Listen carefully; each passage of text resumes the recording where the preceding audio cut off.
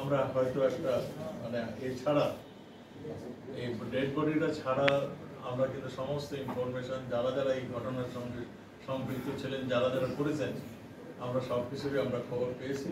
আমরা ডেড বডিটা উদ্ধার করাটাই এদের যেরকম ভাবে এরা খুন করেছে সেই অবস্থায় এটা উদ্ধার করাটাই আমাদের বাকি রয়েছে, আর সব কিছু আমাদের কাছে চলে আসছে। Thank you.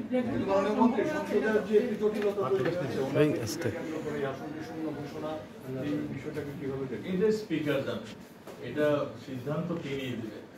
এখানে কনস্টিটিউশন অনুযায়ী তিনি সিদ্ধান্ত নেবেন।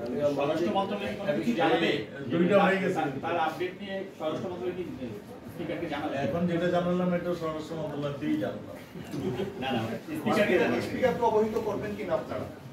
এটা অটোমেটিক, এটা স্পিকারকে অবহিত করার আমাদের কাজ নয়। স্পিকার ওখানে অফিস রয়েছে, তারাই সিদ্ধান্ত নেবে কিভাবে এটার মানে কি করা যায়, পরবর্তী অ্যাকশনে কি হবে।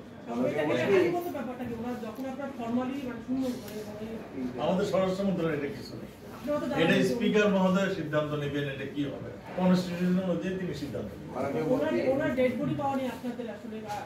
আমরা প্রচেষ্টা চালিয়ে যাচ্ছি, আমরা কিন্তু প্রচেষ্টা চালিয়ে যাচ্ছি, আমরা বসে নেই। আমরা আশা করি, সবসময় আশা করি যে আমরা একটা মানে কিছু আমরা পাবো। না পাওয়া গেলে আইনি জটিলতা আছে কি? আইনি জটিলতা না পাওয়া গেলে সে তো যারা যারা দেখেছে, যারা যারা হত্যা করেছে তারা তো স্বীকার করছে।